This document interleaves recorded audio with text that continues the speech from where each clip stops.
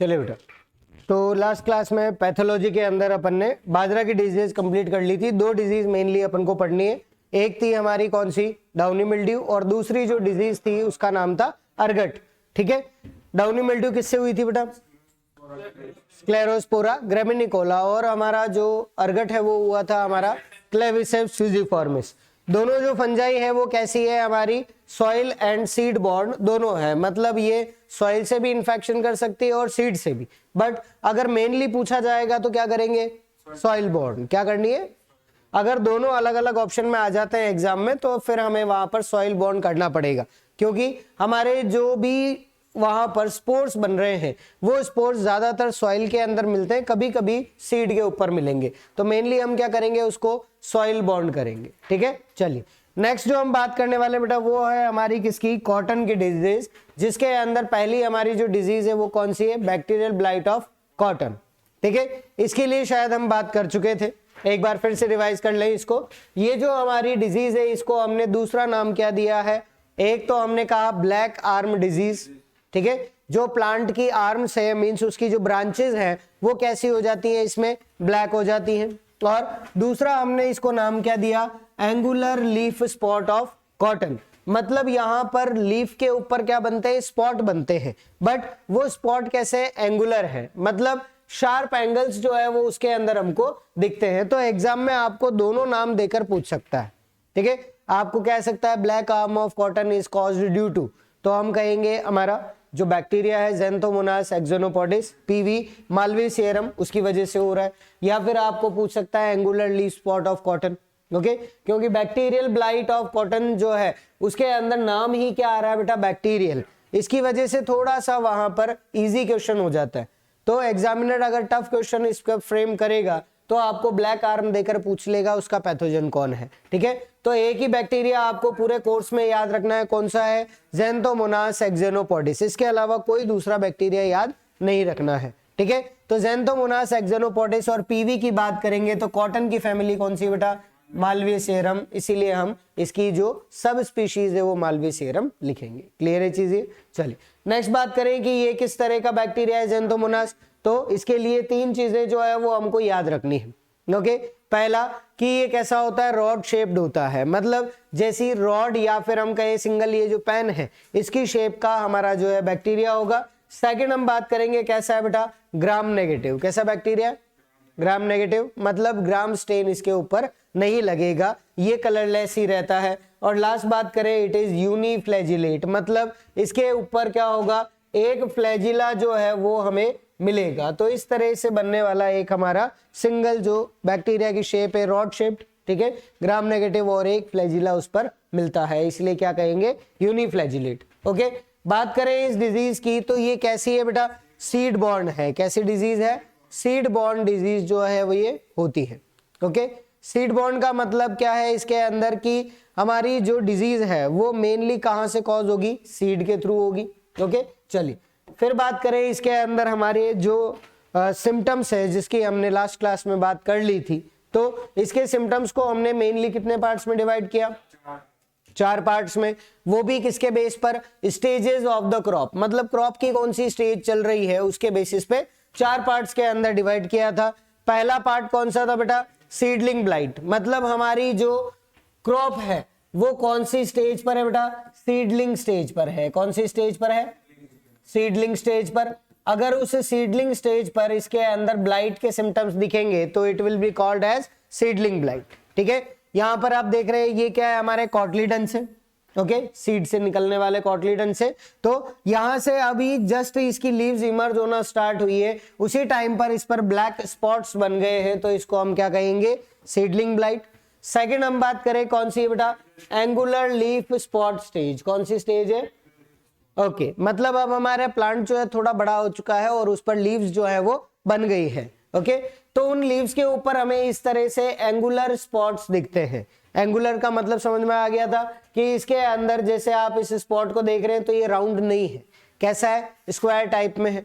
ठीक है, यहां पर भी देखें तो इन स्पॉट्स के ऊपर क्या है बेटा, शार्प एंगल्स जो है वो हमको दिखते हैं। It will not be round और it will not be oval in shape. ठीक है, कैसा है, एंगुलर है। ओके, थर्ड हम बात करें, जैसे पौधा और बड़ा हुआ तो इसके अंदर ब्रांचेस बननी स्टार्ट होती है। कॉटन हम जो पढ़ेंगे मंडे को स्टार्ट करेंगे, उसके अंदर आप देखेंगे कि कॉटन के अंदर दो टाइप की ब्रांचेस बनती हैं। ओके, एक तो वो जिसके ऊपर सिर्फ लीव्स लगती हैं और उन्हीं से निकलने वाली अगली ब्रांचेस जो है उनके ऊपर फ्लावर्स लगते हैं। ठीक है, तो उनको हम मोनोपोडियल और सिम्पोडियल ब्रांचेस कहते हैं, उनका नाम है, हम पढ़ेंगे उसके अंदर सीखेंगे। ठीक है, तो इसके अंदर जैसे ब्रांचेस बनने लगती है तो उन ब्रांचेस के ऊपर भी हमें ब्लैक स्पॉट्स दिखते हैं। ठीक है, उससे हमारी ब्रांचेस का कलर कैसा हो गया, ब्लैक हो गया, तो इसलिए हम इसको क्या कहते हैं, ब्लैक आर्म स्टेज कहते हैं। मींस कॉटन की ब्रांचेस जो है वो कैसी हो गई है, ब्लैक हो गई है। ओके, और लास्ट हम बात करें, जब हमारी सारे प्रोसेसेस कंप्लीट हो गए तो फिर फ्लावर बनेगा और फ्लावर से क्या बनेगा, फ्रूट बनेगा। क्या बनेगा, फ्रूट। और कॉटन का जो फ्रूट है उसको हम क्या कहते हैं, बॉल कहते हैं। ठीक है, और अगर ये रॉट होने लगेगा, इस पर भी हमारे जो ब्लाइट के सिम्टम्स जो है वो दिखते हैं, तो हम इसे क्या कहते हैं, बॉल रॉट स्टेज कहते हैं। ठीक है, यहाँ पर आप देख रहे हैं इस तरह से क्या हो रहा है, ये जो स्पॉट्स है वो बन रहे हैं और इस जगह से ये फल जो है वो सड़ जाता है। दैट इज वाई हम इसको क्या कहते हैं, बॉल रॉट स्टेज कहते हैं। कोई डाउट था इसके अंदर, नहीं? चलिए नेक्स्ट हम बात करेंगे बेटा इसके मैनेजमेंट की, कि इसको किस तरह से हम मैनेज कर सकते हैं, कैसे इसको कंट्रोल करें। ठीक है, तो पहला तो हमें याद क्या रखना है कि it is a seed borne disease. कैसी डिजीज है, सीड बॉर्न। तो उसके लिए हमें सीड ट्रीटमेंट करना पड़ेगा, सीड बॉर्न है तो सीड ट्रीटमेंट होना ही चाहिए। ठीक है, उससे पहले बात करें बेटा, पहला तो है कि जो भी हमारे प्लांट रेसिड्यूज है या फिर जो भी डिजीज प्लांट से उनको हमें हटा देना चाहिए। ठीक है, सेकंड हम बात करें, we should use crop rotation. मतलब अगर कॉटन में डिजीज आ रही है तो कॉटन की जगह आप मेज लगा दो, क्या उसमें डिजीज आएगी, क्या ये नहीं आएगी? बिकॉज हमारा जो ज़ैंथोमोनास एक्सोनोपोडिस है उसकी पीवी हमने क्या लिखी बेटा, मालवेसियरम। तो ये सिर्फ और सिर्फ मालवेसी फैमिली की क्रॉप्स के अंदर ही डिजीज कॉज करेगा और किसी में नहीं करेगा। ठीक है, चलिए नेक्स्ट हम बात करें बेटा किसकी है, हॉट वाटर ट्रीटमेंट की। किसकी बात कर रहे हैं, हॉट वाटर ट्रीटमेंट। ये हमने पढ़ लिया था हॉट वाटर ट्रीटमेंट या बाकी है, पढ़ लिया था। तो हॉट वाटर ट्रीटमेंट के लिए हमें क्या क्या चीजें याद रखनी बेटा, पहले बताओ इसको डिस्कवर किसने करा था,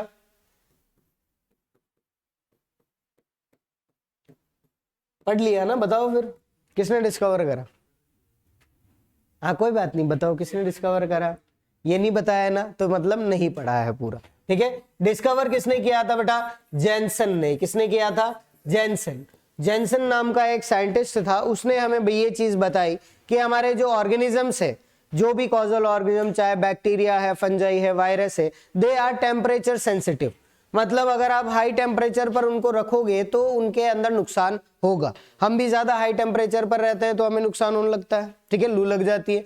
तो बिल्कुल इसी तरह इनमें भी नुकसान होता है, लेकिन इनको लू नहीं लगती। क्या होता है, ये डिस्ट्रॉय हो जाते हैं। ठीक है, रीजन क्या है कि आपके बॉडी के अंदर जो सेल्स है उनमें डीएनए प्रेजेंट है।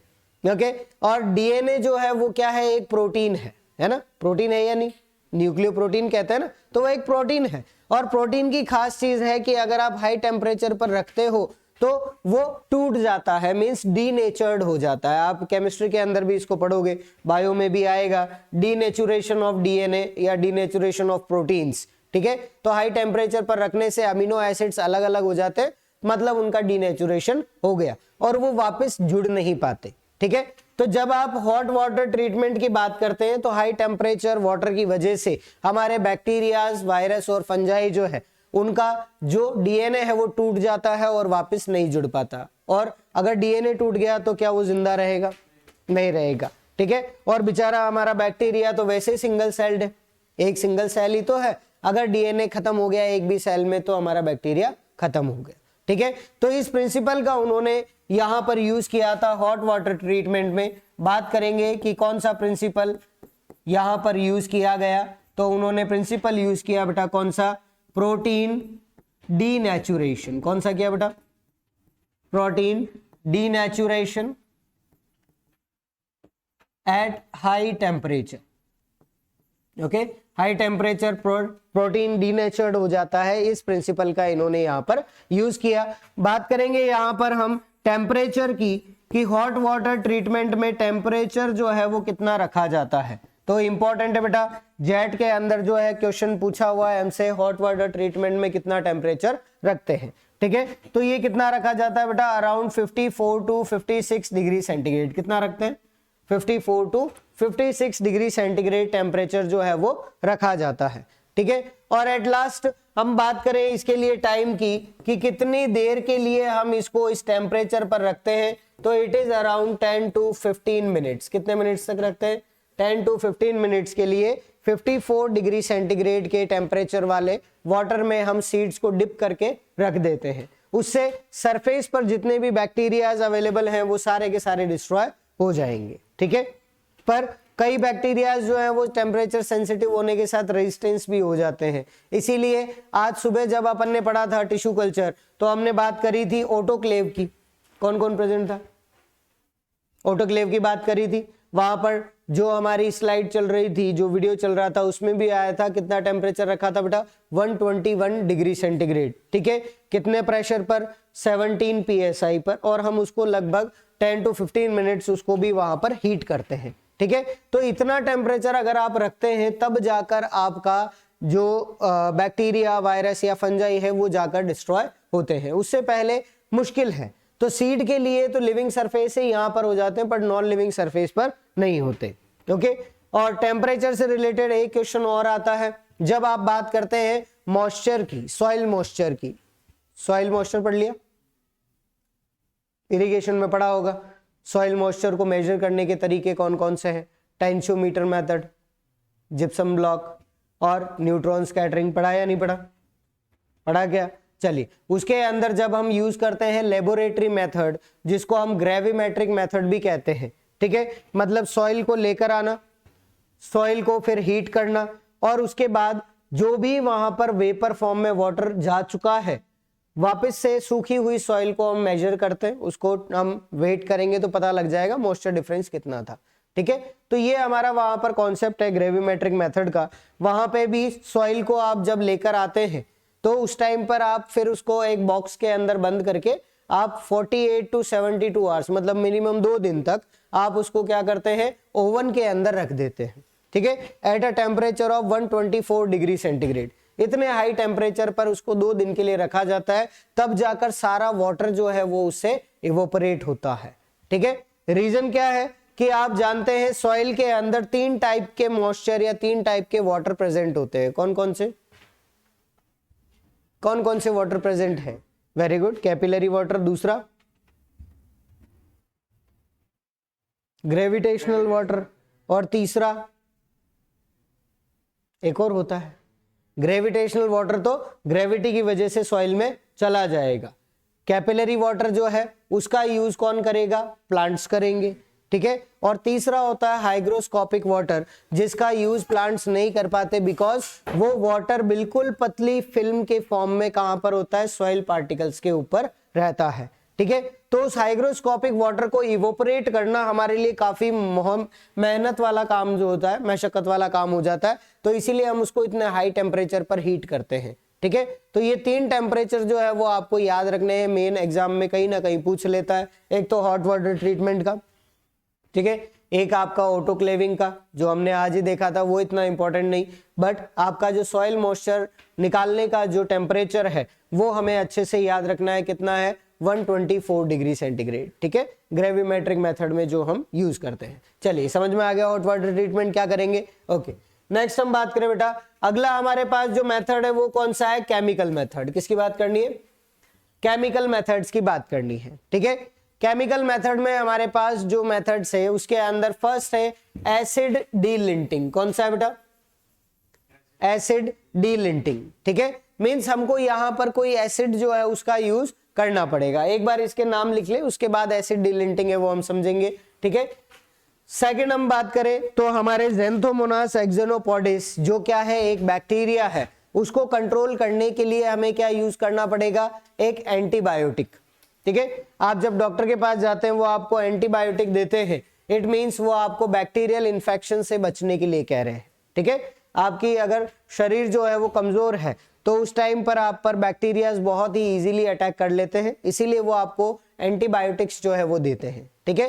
तो बैक्टीरिया के कंट्रोल के लिए किसका यूज होता है बेटा, एंटीबायोटिक का। और हमारे लिए कोर्स में हमारा जो एग्जाम्पल है वो एक ही याद रखना है, कौन सा है, स्ट्रेप्टोसाइक्लिन। कौन सा याद रखना बेटा, ठीक है। आप चाहे तो उससे सीड ट्रीटमेंट करें और आप चाहे तो उसका फोलियर स्प्रे करें, बट आपको एक ही केमिकल याद रखना है बैक्टीरियाज के लिए, कौन सा बेटा, स्ट्रेप्टोसाइक्लिन, ठीक है। क्वेश्चन इस पर बहुत इजीली फ्रेम होता है कि हमारा black arm disease of cotton, उसको कंट्रोल करने के लिए कौन से केमिकल का यूज किया जाता है, ठीक है। 4 नाम आपको मिलेंगे, आपको वहां पर स्ट्रेप्टोसाइक्लिन है वो सही आंसर करना है। क्लियर है चीज, ठीक है, सिंपल सा नाम है। स्ट्रेप्टोसाइक्लिन हम यूज करते हैं बेटा at the rate of 1000 ppm और सीड्स को उसमें डिप करके रखते हैं कितनी देर के लिए, 8 to 10 मिनट्स, ठीक है। 10 मिनट के लिए उसमें डिप करके रखो, उसके बाद फिर आप उनको बाहर निकाल के फिर सोइंग कर सकते हो, ठीक है। दूसरा हमारे पास मेथड है फोलियर स्प्रे का, कि अगर आप सीड ट्रीटमेंट भूल गए उस टाइम पर करना, तब आप क्या करेंगे, आपके जो प्लांट्स है उनके ऊपर फोलियर स्प्रे कर सकते हैं स्ट्रेप्टोसाइक्लिन का at the rate of 100 ppm, ठीक है। कॉन्सेंट्रेशन इतना इंपॉर्टेंट नहीं है, कॉन्सेंट्रेशन कभी नहीं पूछेगा, ठीक है। हमें बस केमिकल का नाम याद रखना है, कौन सा है, स्ट्रेप्टोसाइक्लिन, ठीक है। बस इतनी सी चीज याद रखनी है। और लास्ट बात करें बेटा तो हम यहाँ पर क्या कर सकते हैं, seed treatment with carboxin at the rate of 2 ग्राम पर केजी सीड। तो कार्बोक्सिन जो है ये मेनली क्या है बेटा, फंजीसाइड है, क्या है ये, ठीक है।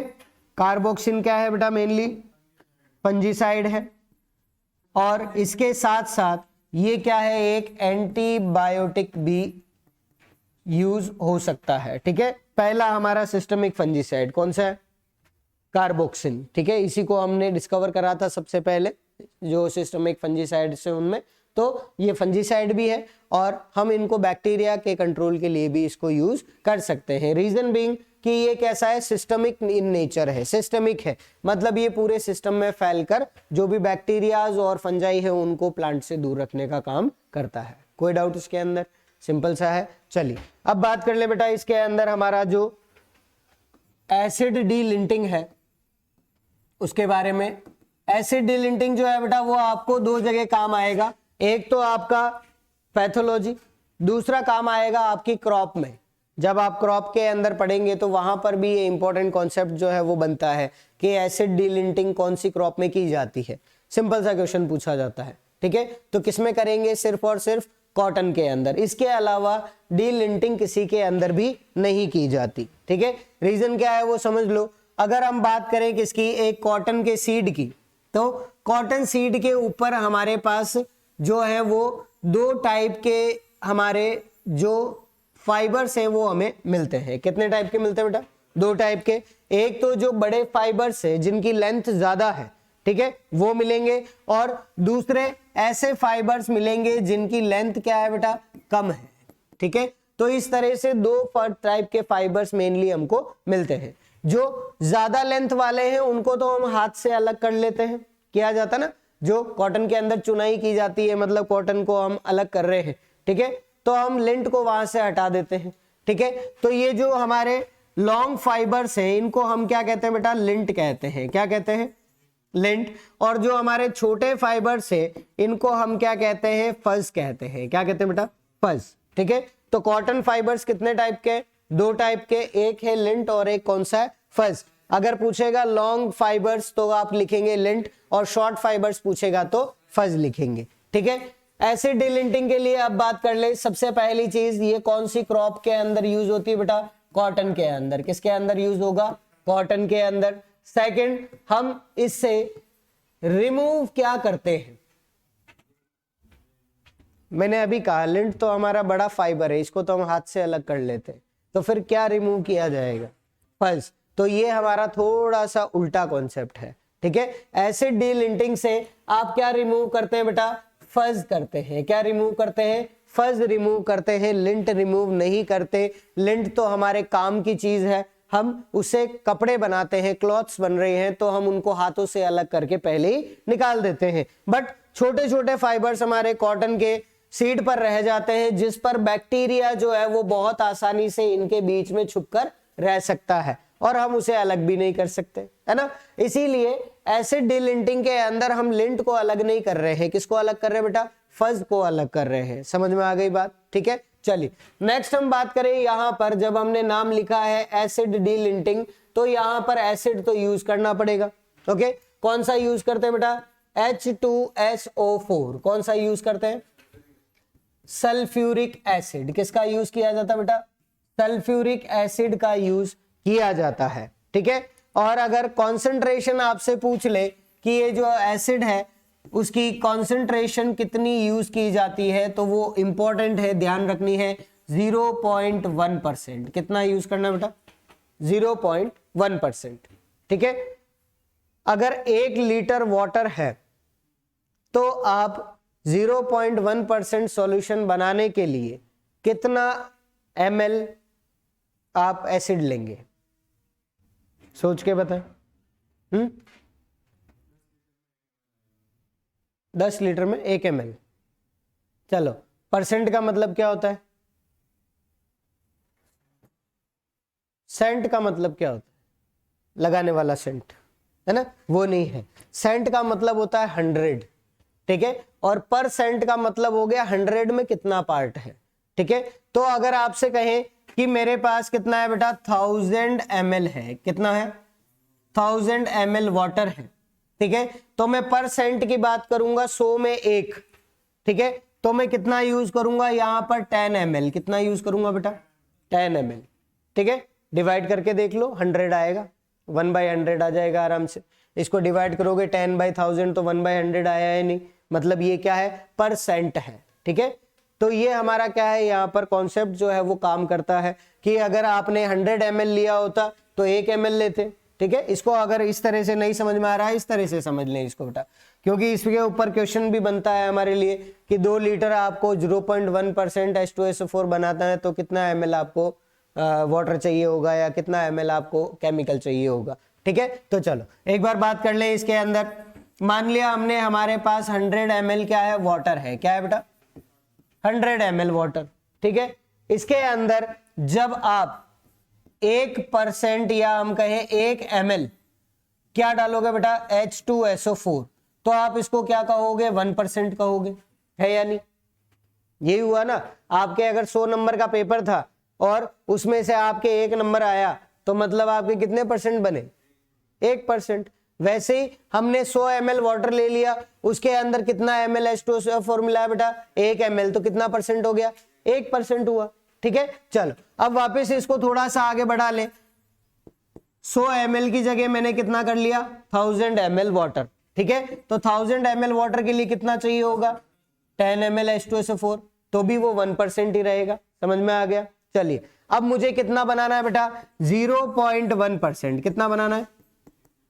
0.1%। इसका मतलब मेरे पास अगर 1000 ml वाटर है तो उसके अंदर मैं कितना ml H2SO4 ऐड करूंगा? तो 0.1% बन जाएगा। 1 ml। कितना? 1 ml। नहीं समझ में आया? कंफ्यूजन है? वापस बता देता हूं, सुन लो। कितना करेंगे? 1 ml H2SO4 जो है वो ऐड करेंगे तो हमारे पास जो है वो 0.1% क्या बनेगा बेटा? हमारा सॉल्यूशन बन जाएगा। किसका? H2SO4 का। मतलब 1 लीटर में कितना डालना है? सिर्फ 1 ml डालना है, उससे ज्यादा नहीं डालना है। ठीक है, तो हमारा 0.1% H2SO4 बनेगा। ठीक है, इसको हम हमारे पुराने जो ट्रिक थी उसी से याद करने की या उसी से सॉल्व करने की कोशिश करें। ठीक है, हमने क्या कहा कि मेरे पास 1000 ml क्या है? वाटर है। क्या है बेटा? 1000 ml वाटर। इसके अंदर अगर मैं 10 ml H2SO4 डालता हूं तो सॉल्यूशन कितने परसेंट का बना? 1% का। वो समझ में आ गया। अब मैंने क्या कहा? मेरे पास जो वाटर है वो कितना है? 1000 ml। कितना है? अब मुझे जो सॉल्यूशन बनाना है वो कितना है? 0.1% का। कितना है बेटा? 0.1% का। तो इसके अंदर में कितना हमारा जो H2SO4 है वो यूज करूंगा। ठीक है, तो ये बहुत सिंपल सा क्वेश्चन बन गया। यहां पर तो हमारे पास 1% आ गया था, यहां आ गया 0.1%। कुछ नहीं करना, इसको डिवाइड कर दो बस। ठीक है, आंसर आ जाएगा। ठीक है, 10/x इज इक्वल्स टू 1/0.1। ठीक है, पॉइंट हटा दो, ऊपर क्या आ गया? 10। ठीक है, इधर भी के अगर इसको उधर ले जाओगे बेटा तो क्या हो जाएगा? x। इधर रहा 10 और डिवाइड किससे हो गया? 10 से, तो x की वैल्यू कितनी आ गई? 1 ml। आ गया आंसर। ठीक है, ये हमने पहले भी डिस्कस किया था। आपको यूनिट सेम कर देनी है, आपका आंसर आ जाएगा, बस इतना सा। अब तो क्लियर है, समझ में आ गया।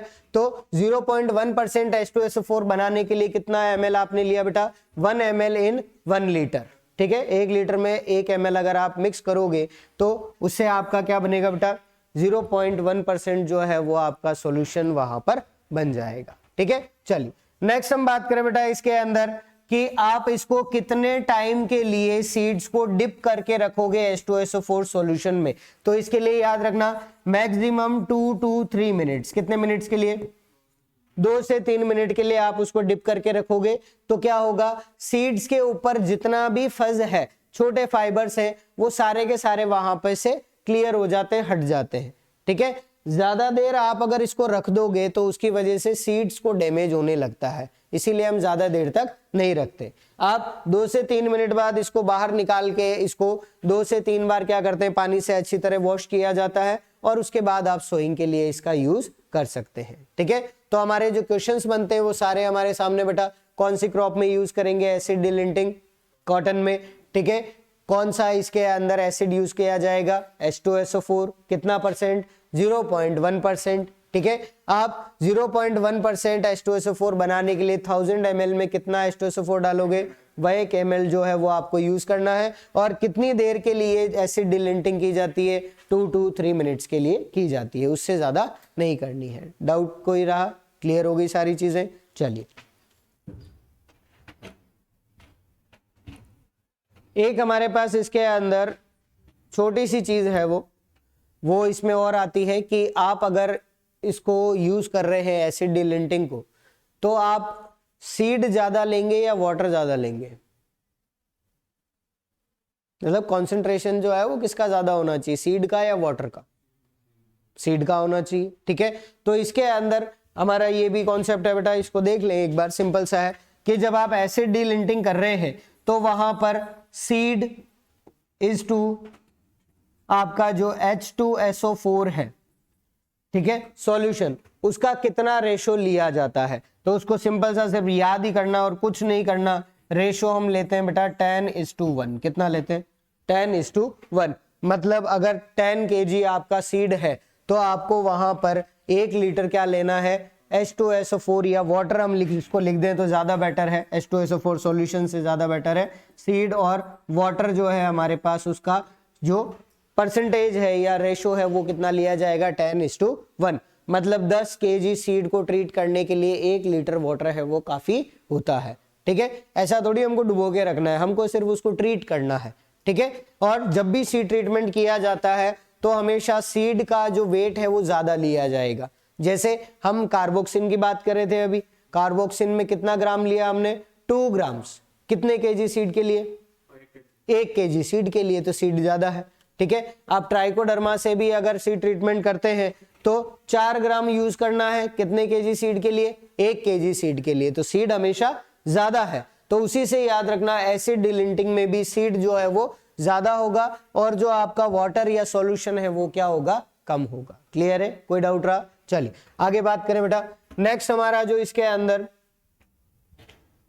मैनेजमेंट प्रैक्टिसेस है वो सिंपल सी है। और इसके अलावा हम क्या कर सकते हैं बेटा? जो हमारा सूडोमोनास फ्लोरेसेंस है, कौन सा है बेटा? Pseudomonas fluorescence. ये क्या होता है बेटा? बैक्टीरिया होता है। क्या होता है? एक बैक्टीरिया। सूडोमोनास भी एक बैक्टीरिया है, बट ये हमारे लिए क्या है? एक बायो एजेंट है। क्या है बेटा? बायो एजेंट है हमारे बैक्टीरियल डिजीजेस को कंट्रोल करने के लिए, ठीक है। अगर आपने सूडोमोनास का यूज किया तो सूडोमोनास ग्रो करेगा और वो वहां पर ज़ैंथोमोनास एक्सोनोपोडिस को ग्रो होने से रोक देगा, ठीक है। तो इसीलिए हमारे पास क्या हुआ? ये बायो एजेंट हुआ। और लास्ट हम बात करें बेटा इसके अंदर इसकी रेजिस्टेंट वेराइटीज, ठीक है। तो उसके अंदर हमारे पास कुछ नेम्स है वो काफी इंपॉर्टेंट है, आपके एग्जाम्स में इसमें से पूछा हुआ क्वेश्चन है, ठीक है। मोस्ट इंपॉर्टेंट जो है बेटा, एक आपके पास कौन सी है? सुजाता। कौन सी है? सुजाता। इसके लिए पूछा हुआ है हमसे क्वेश्चन जेट के अंदर ही, सुजाता किस क्रॉप की वैरायटी है? तो किसकी है बेटा? कॉटन की है, ठीक है। सेकंड हम बात करें तो हमारे पास इंपॉर्टेंट है बेटा कौन सी? खंडवा 2। कौन सी है? खंडवा 2, ठीक है। ये किसकी वैरायटी है? कॉटन की। खंडवा 2 जो है इसी से मिलता जुलता हमारे पास जो है वो कौन सा है बेटा, बिलाड़ा 2। कौन सी है, बिलाड़ा 2। ये किसकी वैरायटी है,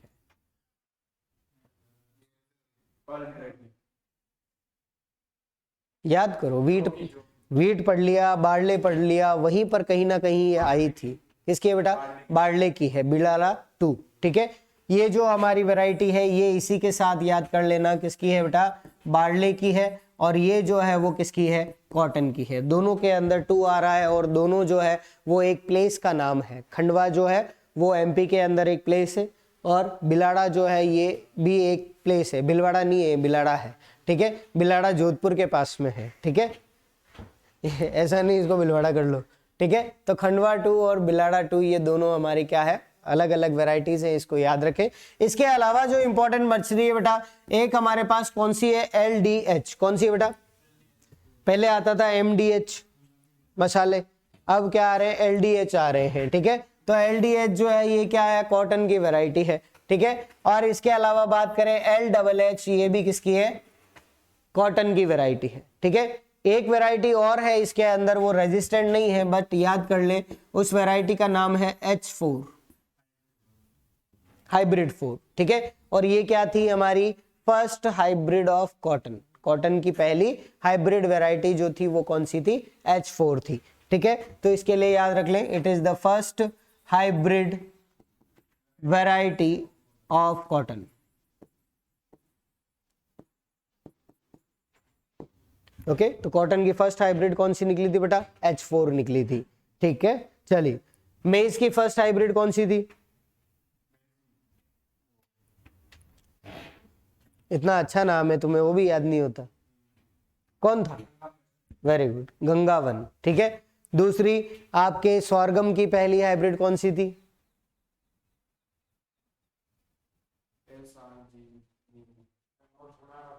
CSH1। कौन सी थी, CSH1।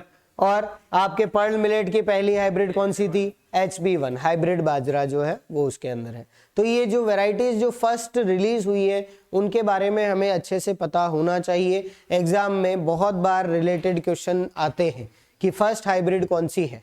ठीक है, राइस की हाइब्रिड्स पूछी जाती है, वीट के लिए आपको पूछ लेता है। ठीक है, और आपका मेज है और इसके अलावा सोरगम है, बाजरा है, इनकी फर्स्ट हाइब्रिड तो एटलीस्ट आपको याद होनी चाहिए। और कॉटन की भी इंपॉर्टेंट बनती है बेटा, ये कौन सी है, H4 है। कौन सी है, H4। चलिए नेक्स्ट इसके अंदर हम बात करें बेटा, अगली जो हमारी डिजीज है वो। ठीक है, डिजीज समझ में आ गई पूरी, कंट्रोल समझ में आ गया। ठीक है, चलिए नेक्स्ट हम बात करें, अगली जो हमारी डिजीज है बेटा वो कौन सी है, विल्ट ऑफ कॉटन। कौन सी है बेटा, विल्ट ऑफ कॉटन। ठीक है, विल्ट का मतलब क्या होता है, मुरझाना। क्या मतलब है विल्ट का, मुरझाना। मर जाना नहीं है, क्या है, मुरझाना। ठीक है, मतलब हमारे जो प्लांट पार्ट्स हैं वो प्लांट पार्ट्स अपनी टर्जिडिटी जो है वो खो देते हैं। ठीक है, टर्जिडिटी का मतलब क्या है, जो उनको स्ट्रॉन्गनेस मिलती है। जैसे आप बात कर रहे हैं किसी भी ब्रांच की, ठीक है, या किसी भी स्टेम की, तो वो अपने सॉइल से अगर ऊपर आसमान की तरफ देखे तो अगर वो सीधा भी है या फिर अगर वो टेढ़ा भी है तो भी क्या होगा कि वो स्ट्रेट है। ठीक है, इसको हम कहते हैं कि उसकी एक पर्टिकुलर शेप है, this is known as turgidity. Means उसके अंदर वाटर जो है वो सही है, लेकिन अगर वाटर की कमी होती है तो उस टाइम पर क्या होता है, वो प्लांट पार्ट सॉफ्ट हो जाता है। इसको हम बोलते हैं विल्टिंग होना।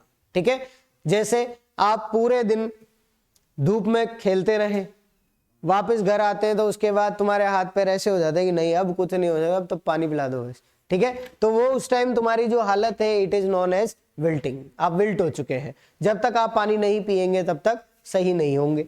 पानी पीने के बाद 10 मिनट बाद आराम से बैठते, फिर उसके बाद वापस एनर्जी आ जाती है। It means you require water. तो हम बात करते हैं बेटा विल्ट डिजीज की। तो विल्ट का मेन रीजन क्या है, सोच के बताओ। अभी बता दिया मैंने सब कुछ, पानी की कमी। ठीक है, मींस वाटर अवेलेबल नहीं है तो उसकी वजह से क्या होगा, विल्टिंग होगी। ठीक है, कॉन्सेप्ट समझ में आ गया। विल्टिंग क्यों होती है, due to loss of water या फिर डेफिशिएंसी ऑफ वाटर। ठीक है, अब वाटर हमारे पास अवेलेबल नहीं है तो विल्ट हो रही है। ठीक है। लेकिन हम यहाँ पर किसकी बात कर रहे हैं बेटा, डिजीज की बात कर रहे हैं। किसकी बात कर रहे हैं, डिजीज की। मतलब ये विल्ट जो है वो वाटर की कमी से नहीं हो रहा है, ठीक है, ये किसी और रीजन से हो रहा है, कोई कॉजल ऑर्गेनिज्म जो है वो उसका होगा, ठीक है। बट कॉन्सेप्ट जो है वो रिलेटेड है, ठीक है, अलग नहीं है। हमें इतना पता है कि विल्ट होता पानी की कमी से, यहाँ पर भी वही चीज होने वाली, बट उसका रीजन कौन बनेगा, एक पैथोजन बनेगा, ठीक है। सबसे पहले बात करें बेटा विल्ट ऑफ कॉटन की, तो इसको हम और क्या बोलते हैं, उक्टा डिजीज कहते हैं। क्या बोलते हैं बेटा, उक्टा डिजीज कहा जाता है, ठीक है। ये जो डिजीज है, अगर बात करें कि ये मेनली कहां पर ज्यादा होती है, तो हमारी जो हैवी सॉइल्स होती हैं, ब्लैक सॉइल्स, या फिर आप कहें आपकी जो फॉरेस्ट सॉइल्स है, मोर सॉइल्स जो आप कह रहे हैं, ठीक है, उन सॉइल्स के अंदर सबसे ज्यादा ये चीज जो है होती है। और कॉटन के लिए बेस्ट सॉइल कौन सी है, black soil, black cotton soil अपन कहते हैं। तो उन हैवी सॉइल्स के अंदर ये डिजीज जो है वो सबसे ज्यादा होती है, ठीक है।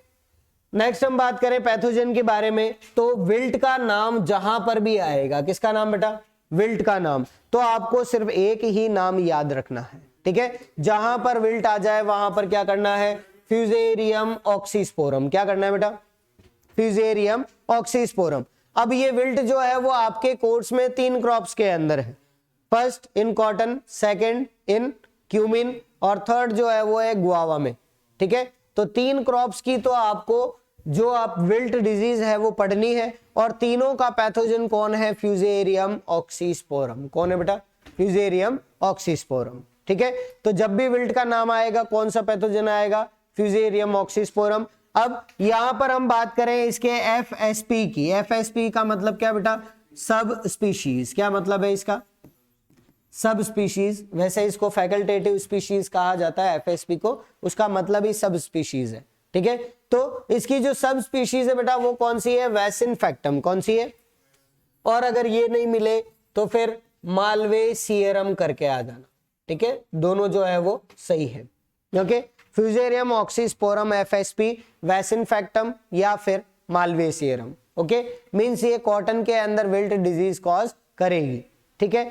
जब हम बात करते हैं गुआवा की, तो उस टाइम पर हमारा जो पैथोजन है वो फ्यूजेरियम ऑक्सीस्पोरम, बट उसकी जो फैकल्टेटिव स्पीशीज है वो चेंज हो जाती है, वहां पे आ जाती है साइडाई, ठीक है, क्योंकि जो अमरूद है उसका साइंटिफिक नेम क्या है, ठीक है, इसलिए साइडाई आ जाएगी, ओके। क्यूमिन की बात करोगे तो फ्यूजेरियम ऑक्सीस्पोरम एफएसपी क्यूमिन ही आ जाएगा, ठीक है, वो क्यूमिन से रिलेटेड है। यहां पर बात करोगे तो वैसिन फैक्टम या फिर क्या आएगा, मालवेसियरम। कोई डाउट रहा इसके अंदर, नहीं। सेकंड हम बात करें बेटा कि ये क्या है, तो इट इज अ फंजाई। क्या चीज होती है, ये फंजाई होती है, ओके। तो विल्ट डिजीज हमेशा किसकी वजह से होगी, फंजाई की वजह से, जिसका नाम क्या है, फ्यूजेरियम ऑक्सीस्पोरम। क्लियर है बेटा, ओके। चलिए नेक्स्ट हम बात करें बेटा इसकी क्लास की, कि ये कौन सी क्लास की है, तो इसकी क्लास जो है वो क्या है, सोडेरियोमाइसीड्स। कौन सी है, सोडेरियोमाइसीड्स, विच इज अ सब क्लास ऑफ एस्कोमाइसीड्स। किसकी है बेटा,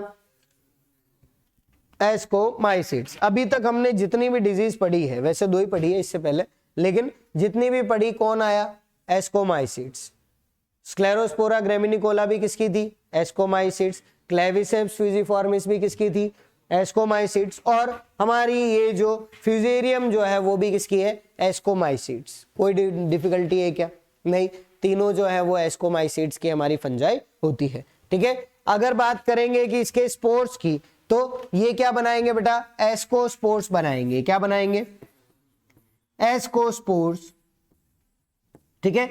लेकिन इसके साथ दिक्कत क्या होती है बेटा, कि ये जो हमारी फंजाई है वो फंजाई एक स्पेशल जगह पर मिलती है प्लांट के अंदर, और वहां पर जब ये अपना न्यूट्रिशन ले रही होती है तो आसपास की सारी सेल्स जो है वो डैमेज हो जाती है, और इतना ज्यादा प्रॉब्लम हो जाती है कि हमारा प्लांट है वो प्लांट ही डिस्ट्रॉय हो जाता है, ठीक है।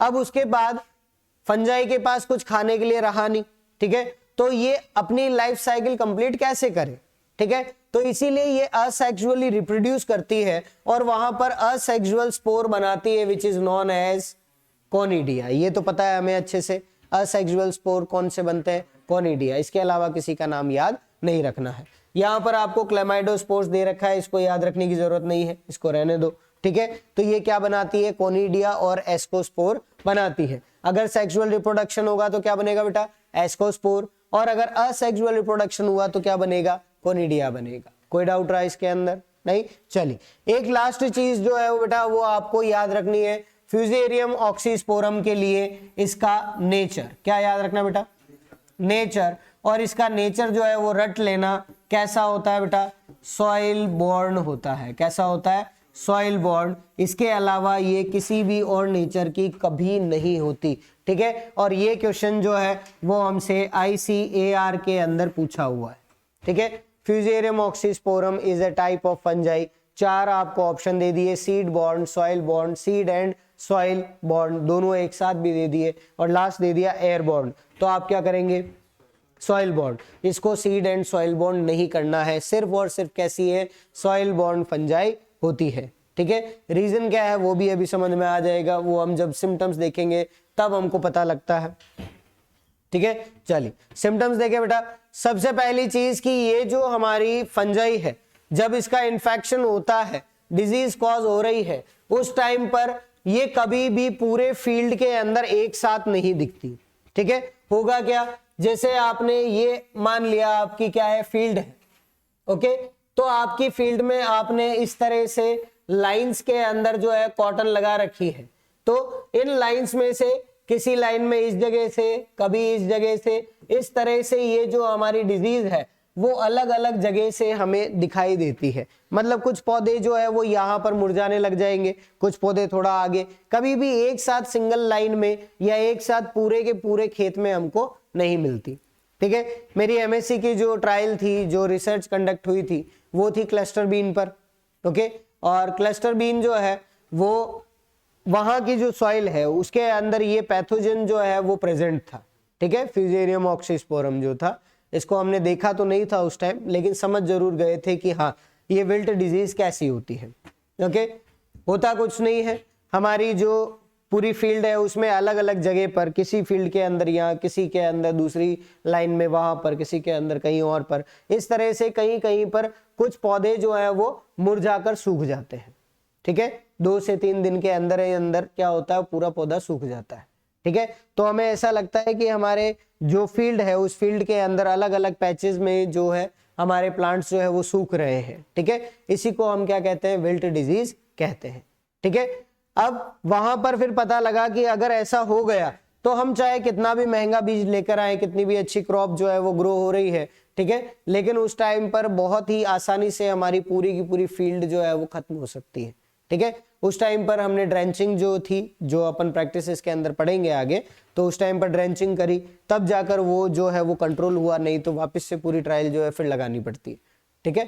तो यहाँ पर हमने पहली चीज क्या याद करी बेटा कि ये पैचेस के अंदर अपीयर होती है, पूरे फील्ड में एक साथ नहीं होगी। Second, plants start to show the wilting symptoms, ठीक है, उनके अंदर विल्टिंग सिम्टम्स आएंगे, ठीक है। आपको विल्ट होते हुए पौधे दिखेंगे, कब दिखेंगे बेटा, even when there is adequate water, मतलब आपकी फील्ड में आपने पानी जो है अच्छे से दे दिया, इरिगेशन कर दिया, फिर भी आपके प्लांट्स जो है वो मुरझाने लग जाएंगे, ठीक है। और विल्टिंग किस वजह से हो रही है बेटा, due to water deficiency, means water है बट हमारे प्लांट तक नहीं पहुंच रहा है, ठीक है, यही बात हो गई। अब फिर हम इसका रीजन ढूंढने बैठते हैं कि ऐसा क्या हो रहा है कि यहाँ पर तो इतना पानी है लेकिन प्लांट जो है वो पानी उसको मिल ही नहीं रहा। तो फिर हम पौधे को चेक करते हैं तो हमें पता पड़ता है कि प्रॉब्लम कहाँ पर है, ठीक है। कहाँ पर होगी बेटा, सबसे पहली तो हम बात करें लीव्स येलो हो जाती है, ठीक है, फिर ड्राई हो जाती है, और जो लोवेस्ट पार्ट होता है स्टेम का, इट बिकम्स ब्राउन। कैसा हो जाता है बेटा, ब्राउनिश। या फिर आप लोअर स्टेम की जगह यहां पर रूट भी लिख सकते हो कि जो रूट्स है वो कैसी हो जाती है, ब्राउन या फिर ब्लैक होने लग जाती है, ठीक है। जिसका रीजन क्या है बेटा, due to a pigment which is known as melanin pigment. कौन सा पिगमेंट है बेटा, मेलानिन पिगमेंट। और ये हमारे लिए क्वेश्चन बनता है कि विल्ट डिजीज में रूट्स पर या लोअर पार्ट ऑफ स्टेम पर कौन सा पिगमेंट बनता है, तो कौन सा बनता है, मेलानिन, ठीक है, जिससे हमारा स्किन कलर जो है वो कंट्रोल हो रहा है, सेम वही बनता है। अगर मेलानिन ज्यादा है तो स्किन डार्क होती है, बस वही सेम यहाँ पर कि मेलानिन जो है वो यहाँ पर इतना ज्यादा एक्यूमुलेट हो चुका होता है कि हमारी रूट्स और हमारे प्लांट का लोअर पार्ट जो है वो कैसा हो जाएगा बेटा, ब्लैक हो जाएगा। ठीक है, ब्राउनिश सा या ब्लैक सा हमको दिखाई देता है। ठीक है, और इसके साथ साथ हमने अभी बात करी कि हमारा जो प्लांट है उसको पानी नहीं मिल रहा, इवन हमने इरिगेशन कर रखा है, इट मींस प्रॉब्लम कहां पर है, जड़ों में है। कहां पर है, जड़ों में, क्योंकि वाटर एब्जॉर्प्शन कौन कर रहा है बेटा, रूट्स कर रही है। अब रूट्स में कोई प्रॉब्लम हो गई तो क्या वो वाटर एब्जॉर्ब करेगी, क्या नहीं करेगी। ठीक है, तो होता क्या है कि हमारी जो जाइलम वेसल्स है वो ब्लॉक हो जाती है। क्या हो जाती है बेटा, ब्लॉक हो जाती है। और हम अच्छे से जानते हैं जाइलम का वर्क, क्या वर्क करता है बेटा, वाटर और न्यूट्रिएंट्स, न्यूट्रिएंट्स भी तो ले जाएगा, तो वाटर और न्यूट्रिएंट्स का क्या करता है, ट्रांसपोर्ट करता है। और अगर आपने जाइलम वेसल्स ही ब्लॉक कर दी तो क्या वहां पर वाटर है वो ट्रांसपोर्ट होगा, क्या नहीं होगा। ठीक है, तो हमारी जो ये फंजाई है वो फंजाई क्या करती है, रूट्स पर अटैक करती है, और रूट्स पर अटैक करने के बाद ये वहां पर रूट के अंदर ही ग्रोथ करना स्टार्ट कर देती है। ठीक है, और जब ये रूट में ग्रोथ करेगी तो रूट का जो जाइलम और फ्लोएम पार्ट है वो क्या होता है, उसकी वजह से ब्लॉक हो जाता है।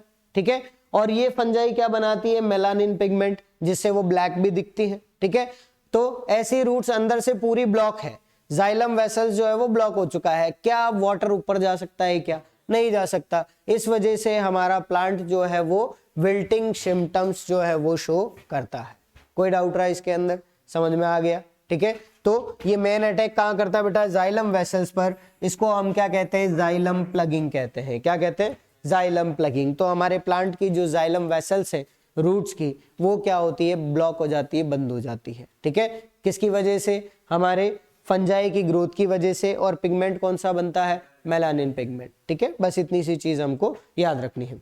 ठीक है, चलिए यहां पर आप देखें तो आपको दो प्लांट्स जो है वो यहाँ पर दिख रहे हैं। The first one is the fresh plant, और ये हम कह सकते हैं हमारा नॉन डिजीज प्लांट है, जिसके अंदर कोई डिजीज नहीं है। उसकी लीव्स जो है वो काफी अच्छी दिख रही है। लेकिन इसके जस्ट पास में ये जो प्लांट आपको दिख रहा है ये क्या है, हमारा डिजीज प्लांट है। क्या है बेटा, डिजीज प्लांट। तो इसकी लीव्स देख सकते हो कैसी है, ओके, विल्ट हो रही है बिल्कुल। ठीक है, तो ये सिम्टम्स हमको दिख रहे हैं। तो दोनों पौधे पास पास में हैं, बट इसके अंदर विल्टिंग सिम्टम इसमें नहीं दिख रहे, केवल किसमें दिख रहे हैं, दूसरे पौधे में। ठीक है, तो सेम यही चीज होती है बेटा कि आपके जो पौधे हैं वो अलग अलग जगह से सूखने लगते हैं। ऐसा नहीं कि एक लाइन में सारे पौधे सूख जाएंगे, ऐसा नहीं होगा। ठीक है, तो कुछ पौधे हैं वो हेल्दी रहेंगे, बट कुछ पौधे जो हैं वो क्या करते हैं, विल्ट होना स्टार्ट कर देते हैं। ठीक है, दूसरी बात, यहां पर अगर आपने इरिगेशन कर दिया तो उसकी वजह से डिजीज कम होगी या बढ़ जाएगी, सोच के बताओ, बढ़ेगी कम होगी, बढ़ेगी। क्यों, because it is a soil borne disease, और इन्फेक्शन कहां हो रहा है, रूट्स पर। तो आप अगर इरिगेशन करोगे तो वाटर फ्लो होगा, और वाटर फ्लो होकर पास वाले प्लांट पर चला जाएगा, और वहां पर भी इन्फेक्शन हो जाएगा। और किसान जो है इस विल्टिंग डिजीज के लिए सबसे गलत यही सोचता है कि मैंने शायद इरिगेशन नहीं करा, इस वजह से प्लांट विल्ट हो रहे। ठीक है, और वो इरिगेशन कर देता है। ठीक है, और फिर और मजा आता है, पहले कम होते हैं फिर बाद में और ज्यादा प्लांट्स जो है वो डैमेज होने लग जाते हैं। ठीक है, तो इसलिए हमें एटलीस्ट पता होना चाहिए कि ये डिजीज जो है वो हैवी सॉइल्स और इरिगेशन करने की वजह से बढ़ती है, कम नहीं होती है। ठीक है, चलिए नेक्स्ट हम बात करें इसके अंदर। अगला डायग्राम आपका ये जो आप देख रहे हैं बेटा, ये क्या है, आपका मेलानिन पिगमेंट जो है उसकी वजह से बना हुआ ब्राउन कलर है। ओके, अगर ये नहीं होता, आप फ्रेश प्लांट देखते तो उसके अंदर आपको ये जो ब्राउन कलरेशन दिख रहा है ये नहीं होता। ठीक है, ये लाइट ग्रीन कलर का होता है। कभी कोई स्टेम जो है उसको काट कर देखना, इस तरह से पता लगेगा। यहाँ पर जो है इस तरह से लाइट ग्रीन कलर जो है उसकी स्ट्रिप्स आपको मिलती है। ठीक है, इसी के अंदर जो मिडिल पोर्शन होता है बेटा वो क्या होता है, हमारा जाइलम और फ्लोएम।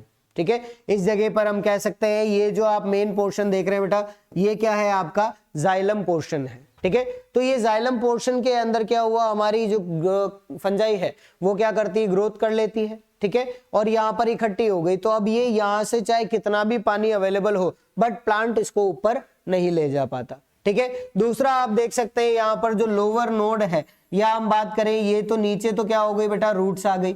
ठीक है, ऊपर स्टेम का पोर्शन है। तो यहाँ पर लोअर पार्ट में आप खुद देखें किस तरह से ब्राउन कलरेशन या ब्लैक कलर जो है वो आपको दिख रहा है। ठीक है। तो फंजाई इस तरह से इकट्ठी हो जाती है, उसकी वजह से कोई भी वाटर पार्टिकल जो है वो ऊपर की ओर नहीं जा पाता, और प्लांट को अगर आपने एक दिन भी देरी कर दी तो आप प्लांट को नहीं बचा सकते, ठीक है।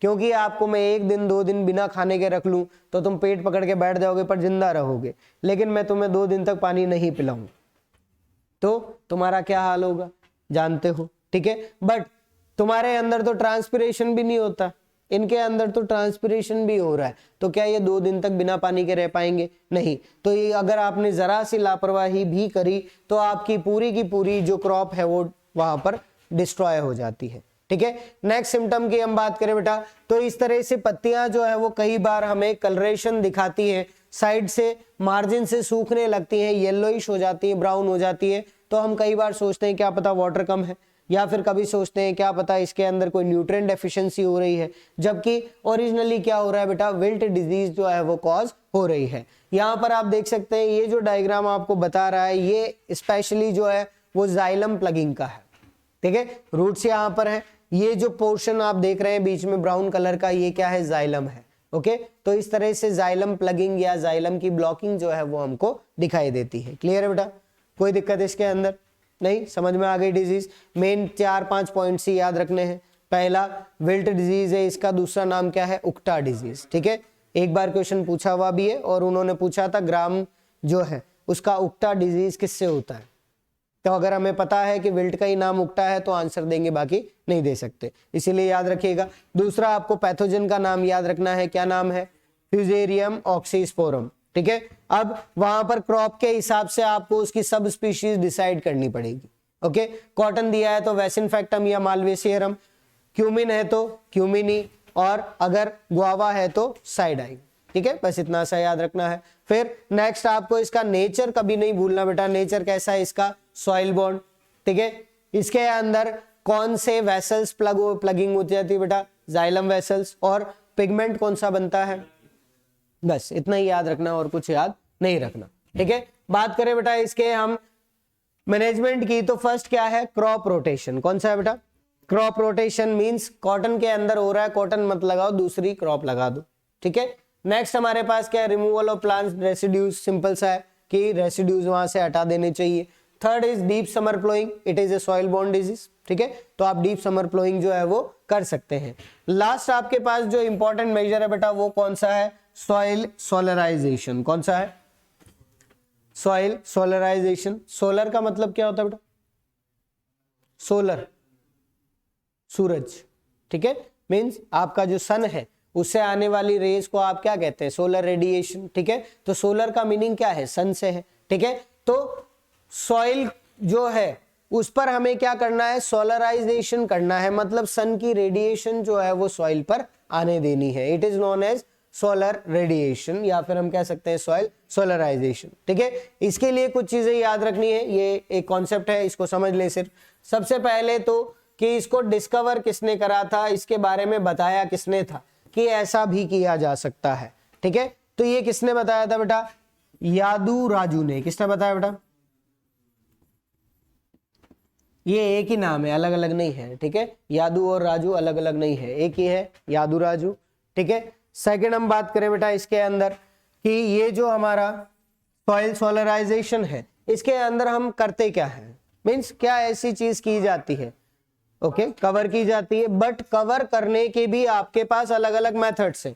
एक आपने पढ़ा होगा मल्चिंग, ठीक है। मल्चिंग के अंदर आप क्या करते हैं,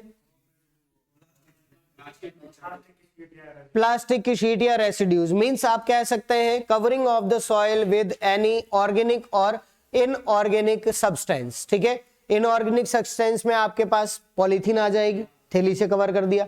एक आपके पास आ गया organic substance, means crop residues, घास फूस जो भी है उससे आप क्या कर रहे हैं, कवर कर रहे हैं। बट आपका मोटिव क्या है, अंदर से गर्म हो गए भाप निकलेगी, फिर उससे क्या होगा, फिर उससे क्या होगा, ओके, तो उसको ध्यान रखें, ऐसा नहीं होता, ठीक है। मल्चिंग के अंदर हम इसके लिए मेन नहीं करते। मल्चिंग का जो मेन ऑब्जेक्टिव होता है, it is covering of the soil to protect और to conserve the soil erosion, ठीक है। आपका जो सॉइल इरोजन हो रहा है उसको प्रोटेक्ट करना, उसको रोकना।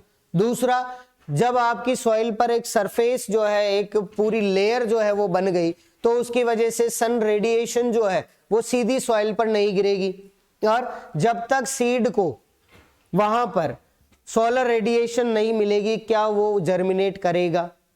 नहीं करेगा। तो इसकी वजह से वीड सीड्स जो है वो जर्मिनेट नहीं होते। ठीक है, तो हमारे दो मेन ऑब्जेक्टिव होते हैं, to control the weeds and to protect the soil from erosion. दो इसके क्या है, हमारे मेजर ऑब्जेक्टिव होते हैं। ठीक है, आप पॉलीथीन जो यूज करते हैं बेटा, वो कौन सी करते हैं? ब्लैक कलर की। कौन सी?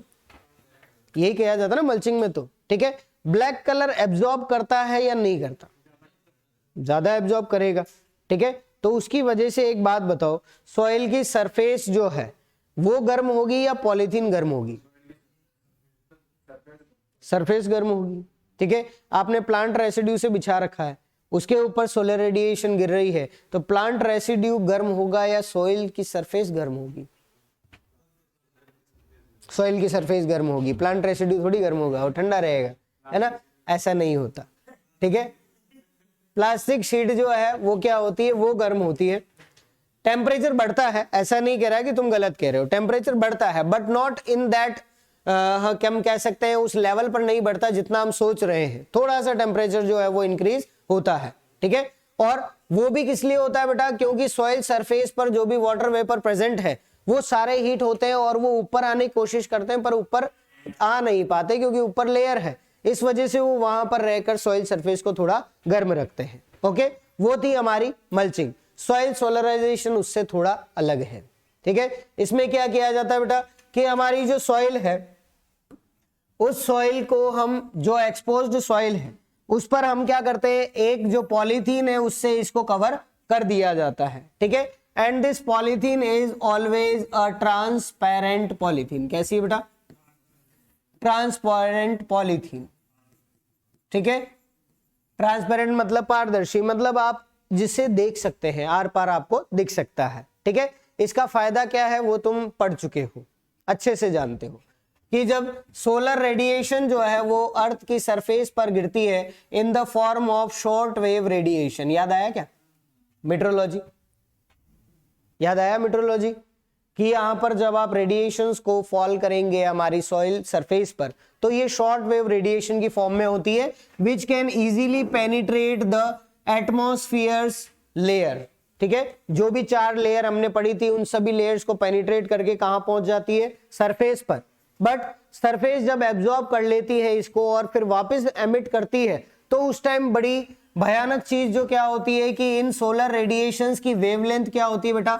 बढ़ जाती है। यही होता है, और ये जो बढ़ी हुई वेवलेंथ है वो वापस से हमारे जो एटमॉस्फेयर है उसकी लेयर को पार नहीं कर पाती। इस वजह से क्या होता है, हमारी जो भी रेडिएशंस है वो एटमॉस्फेयर के अंदर ही रहती है, जिसकी वजह से वहां पर टेम्परेचर क्या होता है? बढ़ जाता है। यही बात थी, और हमने बात करी थी कि it is an important phenomena for us, क्योंकि इसकी वजह से ही लाइफ जो है वो अर्थ पर एग्जिस्ट कर रही है।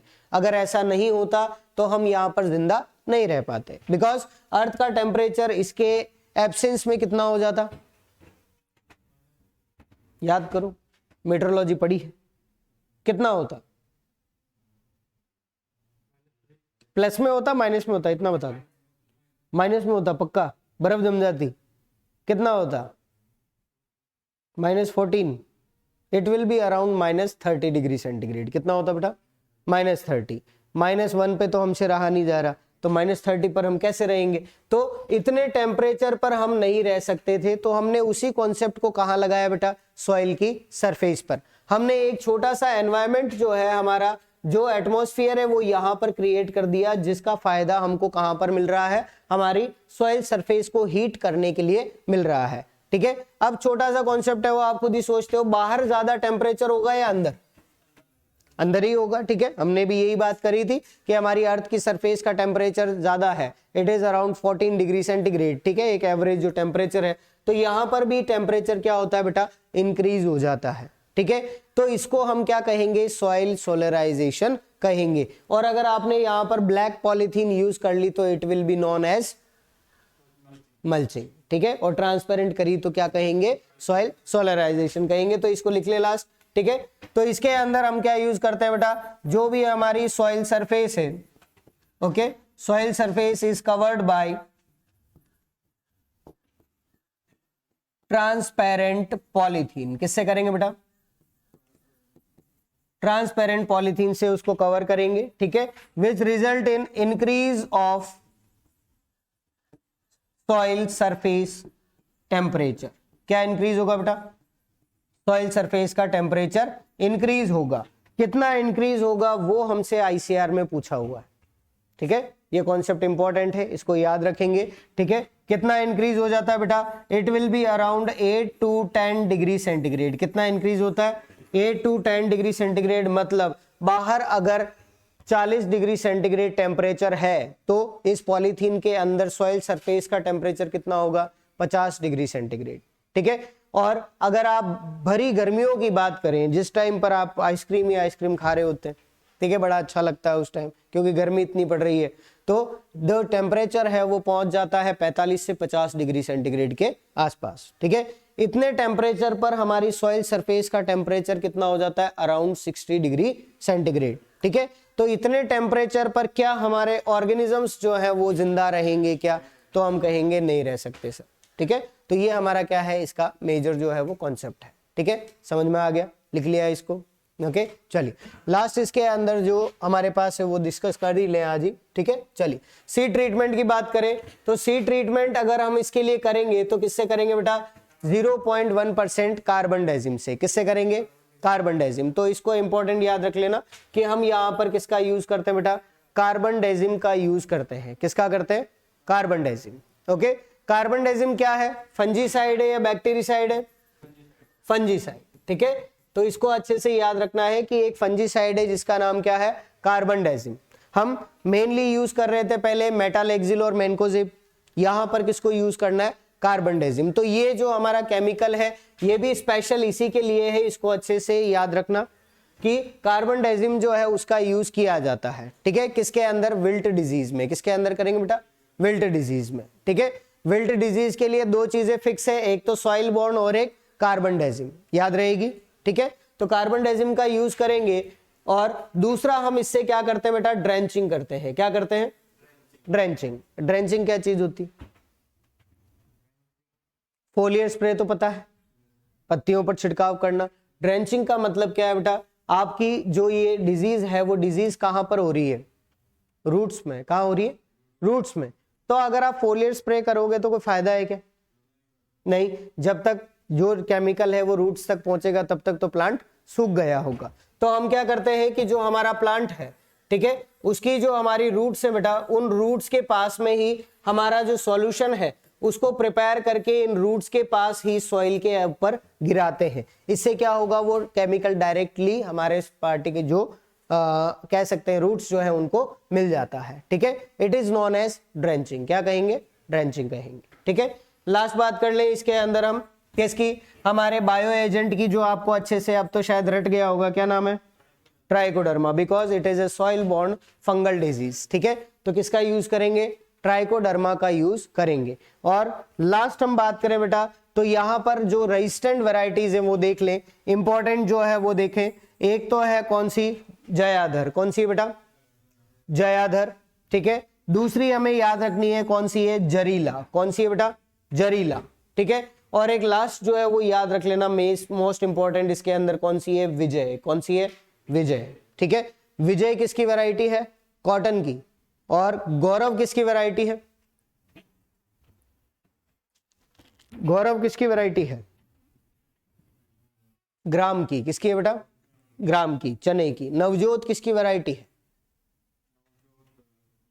मक्का की है, ठीक है। गंगा किसकी वैरायटी है, वो भी मक्का की है, ठीक है। तो ये जो नाम जो आपके दोस्तों के हैं कम से कम उसको तो अच्छे से हम याद रखें, है ना। तो चलिए, विजय, जरीला और जयाधर, तीन इंपॉर्टेंट वैरायटीज याद रखनी है। किसकी है बेटा, कॉटन की है, ओके। चलिए तो आज के लिए यही, बाकी नेक्स्ट क्लास में हम बात करेंगे हमारे ग्राउंडनट के डिजीज के बारे में, ठीक है। चलिए।